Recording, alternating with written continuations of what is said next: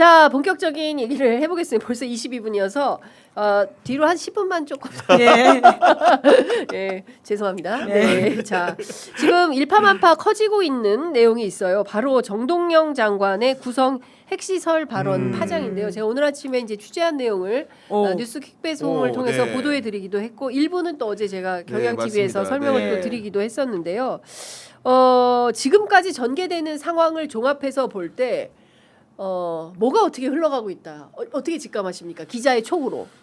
그 앞서 이제 장윤선 선배 설명을 들으셨기 때문에 그 전제를 하고 좀 말씀을 드리면은 결국은 이런 문제에 집중되는 것 같아요. 과연 이런 내용들을 언론에 누설한 자가 누구이고 어떤 목적을 가지고 했으며 왜 하필이면 지금 이 시점에 이런 문제를 제기했는가라는 의문을 가질 수밖에 없는데 왜냐하면 기본적으로 한미 간에 여러 가지 정보 교류를 한다라는 것들은 공지의 사실인 거고 다만 그게 굉장히 시크릿에 붙여지는 비밀적인 부분이 있기 때문에 이런 내용들을 일반인이나 언론이 알래야 알 수 없는 환경인데 지금 최근에 언론의 보도 양태들을 보면은 마치 그런 정보 공유 상황들을 실시간으로 누군가가 알려주는 듯한 그런 말 그대로 정보 제한 상황들을 공유한 듯한 느낌을 주기 때문에 이것은 다분히 의도적인 성격이 있다라고 볼 수밖에 없는 것이고 최근에 한미 간에 여러 가지 이제 그 잠복해 있던 갈등선 같은 것들을 보면은 우리는 이재명 정부 출범 후에 대북 관계라든가 여러 가지 전시작전권 전환 문제라든가 DMZ 안의 이용 문제 같은 것들에 대해서 자주적이고 주권적인 행태를 취하기 위해 노력을 많이 했던 것 같고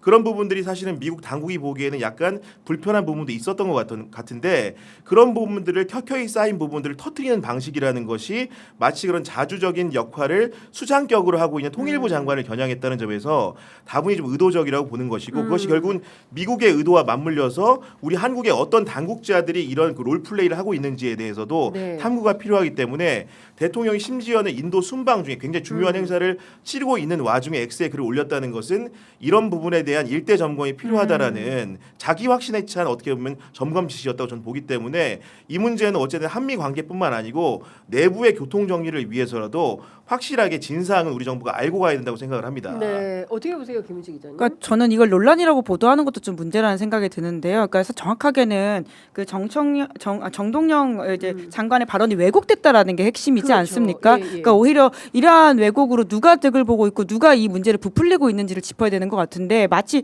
정동영 장관의 발언이 맞고 틀리고의 어떤 논쟁으로 몰고 가는 것이 사안의 본질을 못 보게 만든다는 생각이 들고요. 그러니까 애초에 다 지금 팩트 체크가 된 것이잖아요. 작년 7월부터 그런 이야기를 정동영 장관은 공개적으로 했었고, 근데 이 시기에 왜 갑자기 미국이 이걸 가지고를 문제 삼느냐, 그리고 이 문제를 증폭시키는 여권 관계자는 누구냐라고 봐야 되는 문제인 것 같은데 마치 이거를 정쟁적인 요소로 해서 여야가 갈등하는 것처럼 보도하는 태도 혹은 본질을 흐리는 것에 대해서도 좀 정확하게 짚어야 되지 않을까 싶긴 합니다. 그러니까 다 떠나서 우리 언론이 계속 그런 혼란을 부추기는 역할을 한다면 이거는 올바른 언론의 기능이 아니지 않습니까? 그리고 실제로 이게 뭐 사실관계에 대해서 약간 비틀어서 얘기하는 부분들이 있는데 지금 기본적으로 이제 평안북도의 구성이라는데 고농축 우라늄 핵시설이 있냐 없냐를 가지고 존부의 문제가 이게 비밀이었냐 아니냐를 따지는 건데 지금 일부 언론 같은 경우에는 그런 내용이 언급된 적은 있지만 구체적으로 어느 정도의 고농축 우라늄이 운영이 되고 있는 이런 부분들을 정동영 장관이 누설했다고 하는 식으로 몰아가면서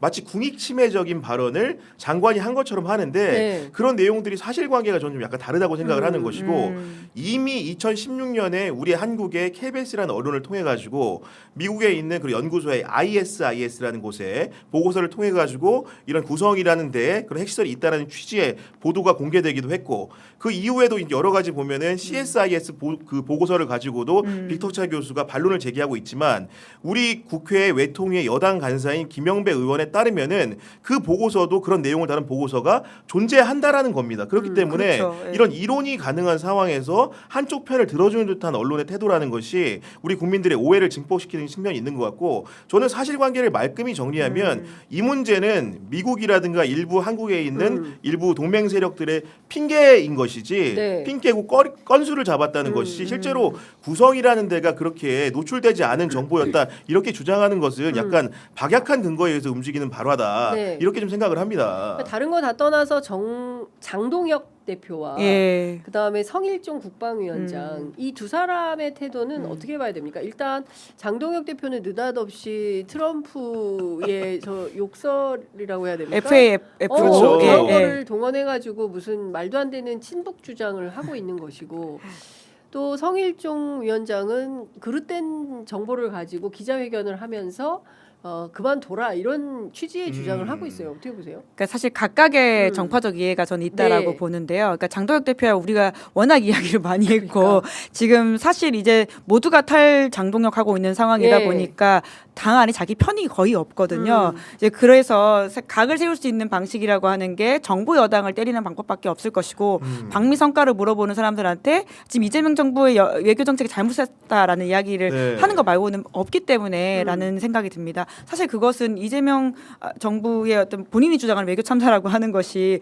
방미 전에 일어난 일이 아니잖아요. 그러니까, 근데 예. 이제 급하게 이것저것 끌어쓰고 오다 보니까 각 세우기 좋은 거라고 보고요. 사실 성일종 이제 국방위원장도 본인이 가지고 있는 어떤 뭐 보수적인 신념이 분명히 있긴 합니다만은, 그러니까 지금 국민의힘이 6월 4일부터는 당권이 붕괴돼 가지고는 다른 체제로 간다라고 하는 전망이 많지 않습니까?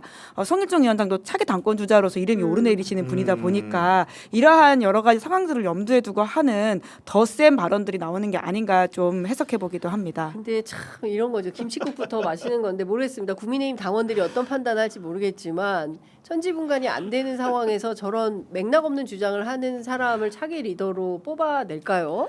오히려 제가 보기에는 장동혁 대표는 네. 스스로 이제 그 수호지심을 가질 필요가, 왜냐하면 어떤 거냐면은 그러니까. 자기가 미국까지 심지어 장기간 다녀왔잖아요. 네. 그런 내용들을 먼저 디득해서 국민들에 공개했다라면 뭐 어땠을까 모르겠지만은 그렇죠. 언론에 나온 보도를 보고서야 알게 되고 본인은 네. 국무부 차관보 만났다면서요. 네. 누군지 이런 한미 간의 공개도 냉랭한 관계가 만약에 감지가 됐다고 한다면은 네. 국민의힘이 선도적으로 정보를 지득해서 말했다면은 저런 얘기 할 수 있다고 봅니다. 그렇습니다. 언론에 의탁해서 주장하는 정도의 수준이기 때문에 그 정도로 국민의힘이란 정당 자체가 실력 측면에서도 여러모로 부족하다는 반증이라고 생각을 하는 것이고, 성일종이라는 사람은 그 국민의힘의 국회의원이기도 하지만은 국회 전체에서 국방을 총괄하는 국방위원장 중에 위원장인 사람입니다. 그러면 어떻게 되냐?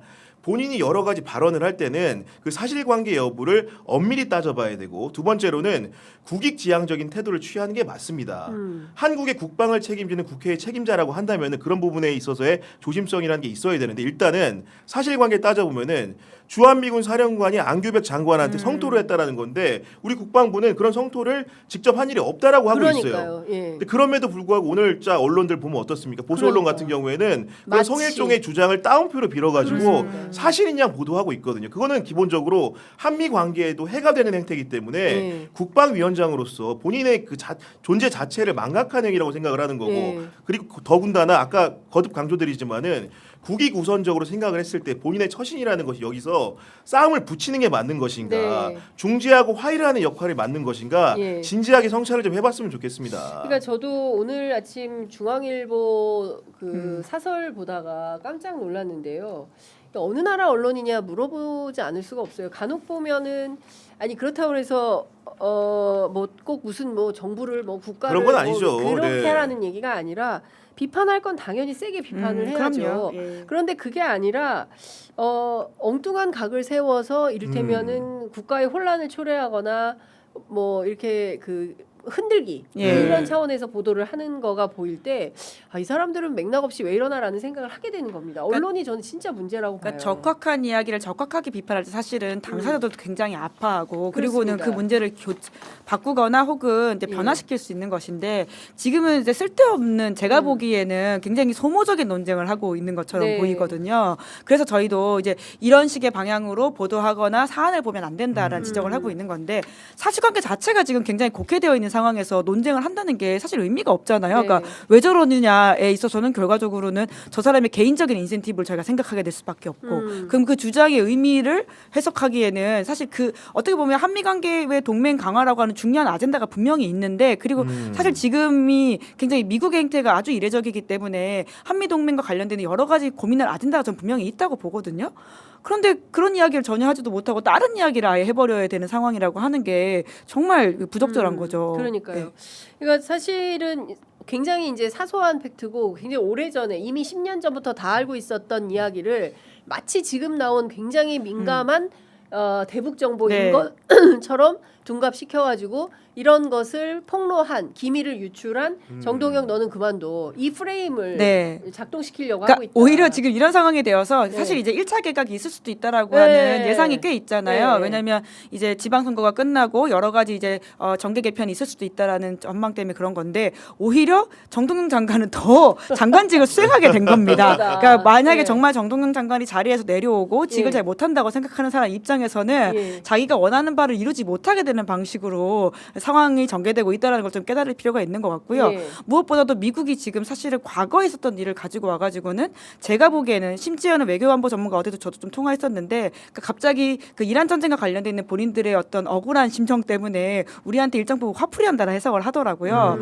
그렇게 따진다면 오히려 미국한테 갑자기 우리가 왜 파병도 안 이러냐고. 하고 뭐 호르무즈도 같이 안 가고 예. 그래서 빡쳐가지고 그런 거예요? 그러니까 뭐 미국의 디테일한 이제 취재를 하지 못했지만 네. 그러니까 지금 외교안보 전문가들의 해석은 미국의 저런 행태라고 하는 것이 우리한테 일정 부분 항의일 수는 있을 텐데 그럼 미국에 관련된 이야기를 해야지 왜 갑자기 그 한국의 과거에 했던 발언을 시비 건 사람한테 네. 뭐라고 하느냐 이게 예. 방향이 맞지 않다라는 이야기를 하던데 예. 그러니까 짚어볼 게 너무 많은데 이게 소모적 논쟁으로 자꾸 가게 만드는 아니 제가 거죠. 하나하나 좀 약간 몇 가지 네. 설명을 좀 드려야 될 것 같은데 첫 번째로 지금 우리가 불협화음 사례라고 주장하는 것이 우리의 주장이 맞는지 미국의 생각이 맞는지 우리 시청자들 판단해 네, 보시기 네. 바랍니다. 일단은 비무장지대법이라는 거 있죠. DMZ법 네네네. 같은 경우에는 이런 겁니다. 우리가 주장하는 바는 비군사적 목적의 DMZ 출입 승인 권한을 한국 정부가 소유해야 된다.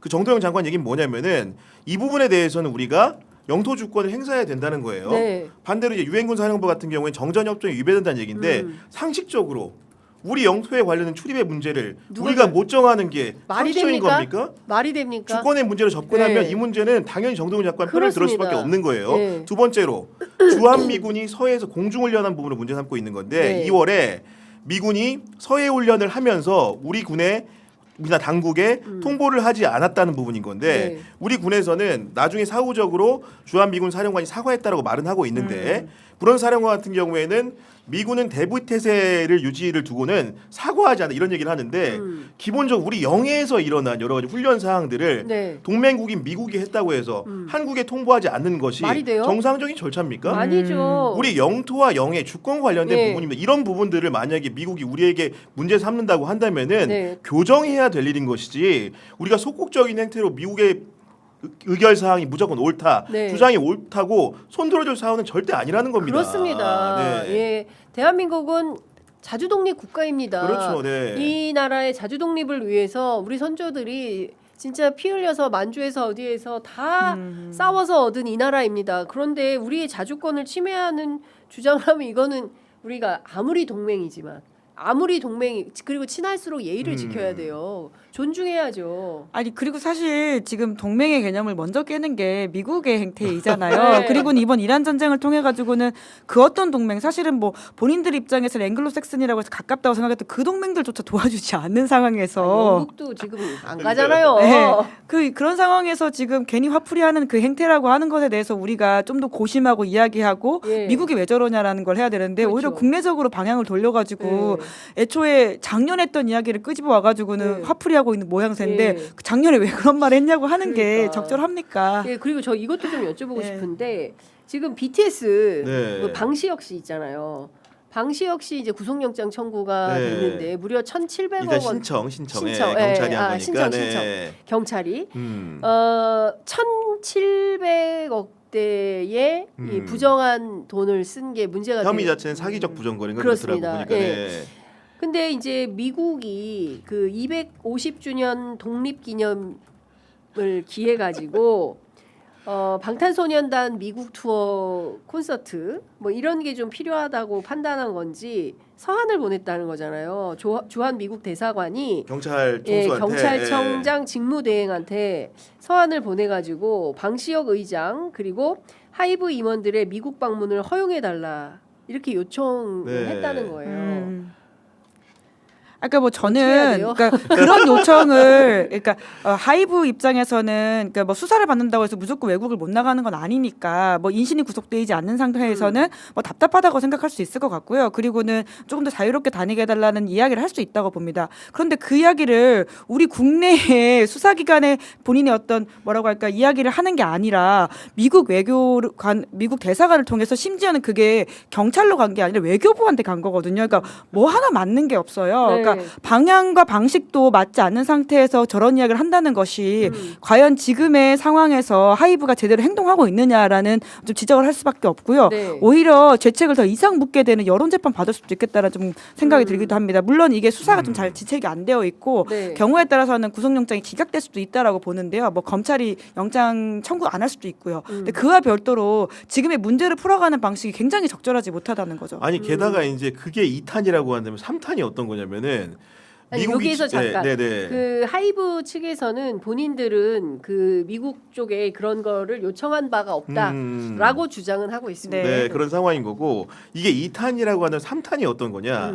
미국이 지금 쿠팡의 김범석 의장과 관련해가지고 신변이 우려된다라는 의견을 전달하고 있다라는 네. 거 그러면서 이걸 어떤 걸 걸고 지금 나오고 있냐?